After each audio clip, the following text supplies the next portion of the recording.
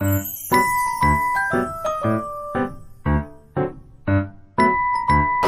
Everyone, welcome back to my channel travel with Pooja. আজকে চলে এসেছি নতুন একটি ব্লগ নিয়ে।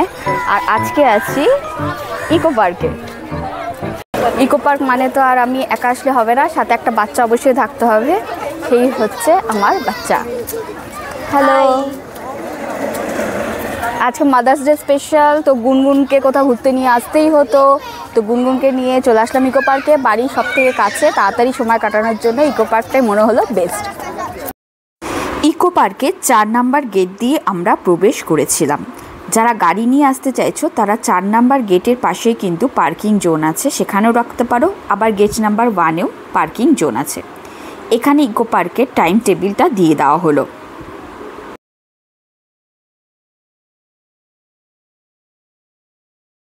ইকো পার্ক হলো রাজারহাট নিউ টাউনের স্মার্ট সিটির মাঝে 480 একর জমির মধ্যে তৈরি একটি পার্ক, যার মধ্যে 100 একর জমিতে আছে জলভূমি। সল্টলেক থেকে ইকো পার্ক খুব সহজেই চলে আসা যাবে পাবলিক ট্রান্সপোর্ট ইউজ করে। আর যারা বালিহল থেকে আসতে চাইছো তারাও কিন্তু সহজেই পাবলিক ট্রান্সপোর্ট ইউজ করে একটা বাসেই ইকো পার্কে পৌঁছে যেতে পারবে। ইকো পার্ক থেকে কলকাতা এয়ারপোর্টের ডিস্টেন্স কিন্তু বাই কার 15 মিনিটস।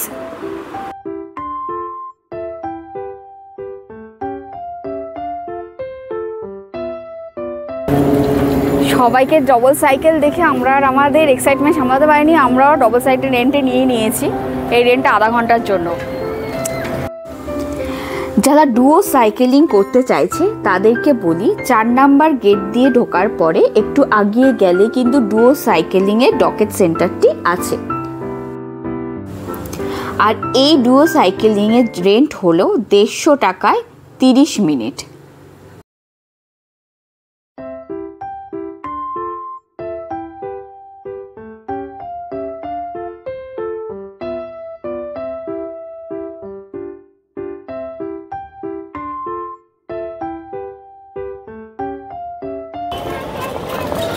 আমরা ডবল সাইকেলে জয় দেখাও।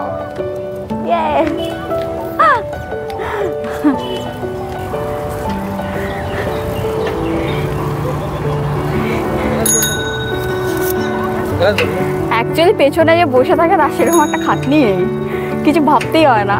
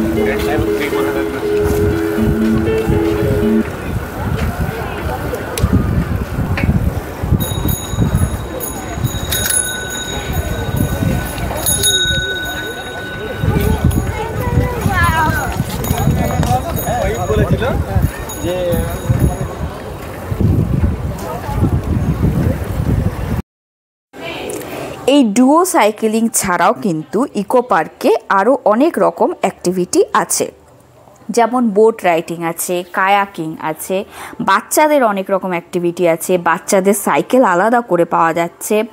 এখানে অনেক রকম জিনিসই রেন্টে নিয়ে বা টিকিট কেটে আপনারা সারা দিনের জন্য ইকো পার্কে টাইম দিতেই পারেন।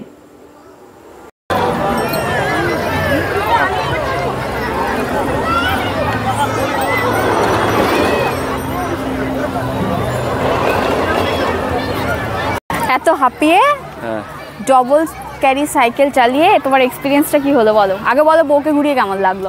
দারুণ, সবাই বউকে ঘোরা দারুণ লাগবে। দারুণ লাগবে। আর সাইকেল চালিয়ে বহুদিন পর সাইকেল চালিয়েছি, পুরো হাঁপিয়ে গেছি একদম, খুব ভালো। ডবল সাইকেল চালানোর পর অবশ্যই কোল্ড ড্রিঙ্কস আর আইসক্রিম কিন্তু মাস্ট। একদম একদম, এটা বউকে কেউ খাওয়াতে ভুলবে না। এটা নিচেকেও খেতে হবে। এই এখন ডবল সাইকেল করার পরে এক্সপিরিয়েন্সটা কেমন ছিল? বহু বছর পর আমি সাইকেল চালালাম, বহু বছর পর। সেই কলেজে থাকতে চালিয়েছিলাম, তারপর এখন আবার। তো এটা একটা রেলের গ্রেট এক্সপিরিয়েন্স।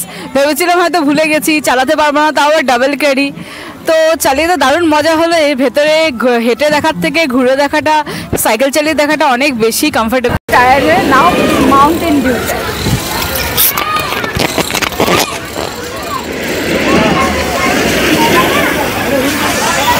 সাইকেলে ঘুরে আমাদের অনেকই ভালো লাগলো। এখানে অনেক ভালো হাওয়া টাওয়া দিচ্ছে, আর সাইকেলে ঘুরে পাও ব্যথা হবে না, এটা একটা অ্যাডভান্টেজ। আর আধ ঘন্টা আমরা সাইকেল পাচ্ছি 150 টাকাতে, ঠিক আছে।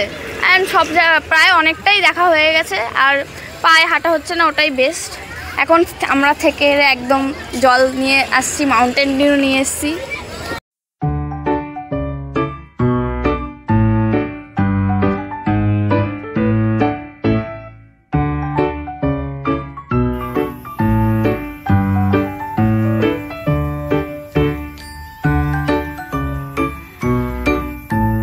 চাইছে 2 চাকা বা 4 চাকা, তাদেরকে বলে রাখি তাদের ইকো পার্কে কিন্তু পার্কিংয়ের ব্যবস্থা আছে গেট নাম্বার 4-এ আর গেট নাম্বার 1-এর দিকে।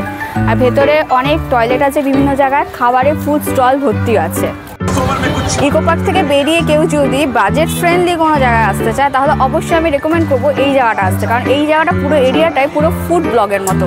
জায়গাটা হচ্ছে ইকো পার্ক থেকে গেট নাম্বার 4 থেকে বেরিয়ে বাদিকে রাম মন্দির আইল্যান্ডের দিকে এসে সিলিকন ভ্যালি আইল্যান্ডের কাছে আসলেই কিন্তু চারিদিকে এরকম প্রচুর দোকান আছে, যেখানে অনেক রকম খাবার অপশন আছে। ফাস্টফুডের প্রায় সমস্ত রকম অপশনই আমি এখানে দেখতে পাচ্ছি। আমি যেখান থেকে খেয়েছি সেটা হলো এই মোমো আড্ডা থেকে। মোমো আড্ডায় দাদার যে স্পেশাল স্টিম মোমো তো ভালোই, আর বাকি যে প্যান ফ্রাইড মোমো আছে সেটা কিন্তু অসম্ভব ভালো খেতে। স্ট্রিট ফুড এত দারুণ হয় যেটা খেলে তবেই বোঝা যাবে। আর এই মোমো আড্ডায় দাদার দোকানে অবশ্যই তোমরা একবার মোমো ট্রাই করো। এখানে আরও অনেক রকম কিডস বেবি কর্ন আছে, আর দাদার অনেক রকম আরও মেনু আছে। আর মোমো আড্ডার পাশে কিন্তু এখানে একটা চায়ের ভালো দোকান আছে। এখানে পাস্তা আর অনেক রকম আইটেমও হচ্ছে দেখতে পাচ্ছি। পাস্তাটা আমি নেক্সট দিন ট্রাই করবো, বাট চায়ের কোয়ালিটি এই দোকানে দারুণ। তো বাজেট ফ্রেন্ডলি খাবার খেতে গেলে ইকো পার্কে না খেয়ে আমি সাজেস্ট করবো এখানে চলে আসো। খাবারের কোয়ালিটি আর খাবারের টেস্ট দারুণ। আর এই মোমো আড্ডা দাদার দোকানের কাছ থেকে মানে আমি যা যা খেয়েছি, এছাড়াও আর কি কি আইটেম আছে সেটা সরাসরি আমরা এই দাদার থেকেই জেনে নেব। দাদার নাম কি? আমার নাম বাপ্পি। আসবেন, আমি চাইনিজ শেফ। এখানে আপনার ক্রিসপি চিলি বেবিকর্ন, মাশরুম, তারপর আপনার চিলি চিকেন, চাইনিজের টুকটাক সব আইটেম পাবেন। মোমোও পাবেন, দিদিরা খায় এসে। নেক্সট উইক থেকে আপনি টোটাল আরও ভ্যারাইটি আপনি পাবেন। আসবেন টুকটাক, এসে দেখবেন। আর টেস্টের ব্যাপারে আপনি দিদির কাছে জেনে নিন। আপনারা সবাই। টেস্ট তো আমি বলেছি দারুণ, দাদা কিন্তু দারুণ বানায়, মানে বাজেট ফ্রেন্ডলি কোনো খাবার খেতে গেলে ইকো পার্কে না খেয়ে বলবো এই দাদাদের এখানে ট্রাই করে দেখো। আর একদম সিলিকন ভ্যালির উল্টো দিকেই দাদার দোকান।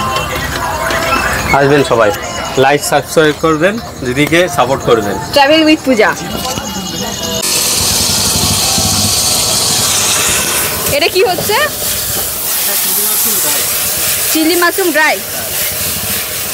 নেক্সট দিন এটা ট্রাই করবো তাহলে।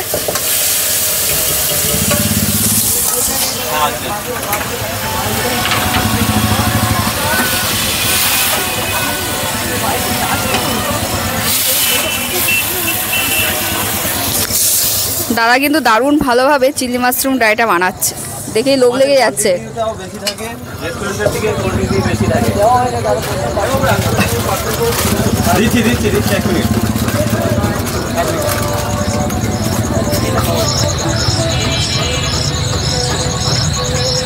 আর তাছাড়া ইকো পার্কে কিন্তু আছে এরকম 7 ওয়ান্ডার্স। আজকে আমাদের টাইম হলো না বলে আমরা 7 ওয়ান্ডার্সে ঢুকিনি। যারা টাইম নিয়ে আসবে তারা অবশ্যই 7 ওয়ান্ডার্সে ঢুকবে, যার ভেতরটা কিন্তু দারুণ। এর আগেও আমি ঘুরে এসেছি। 7 ওয়ান্ডার্সে ঢুকতে গেলে কিন্তু আবার আলাদা করে টিকিট কাটতে হবে। ইকো পার্কের এই ব্লগটা আমাদের এইটুকুই ছিল। আজকে খুব অল্প সময় নিয়ে এসেছিলাম আমরা, তাই এই ব্লগটা একটু ছোটই হলো। তো আমার চ্যানেলটা ভালো লাগলে, আমার ঘোরার কন্টেন্টগুলো ভালো লাগলে অবশ্যই আমার চ্যানেলটা সাবস্ক্রাইব করবে। আমার ভিডিওটা পছন্দ হলে লাইক করে দেবে। আমার চ্যানেলটা ভুলো না, আমার চ্যানেল ট্রাভেল উইথ পূজা।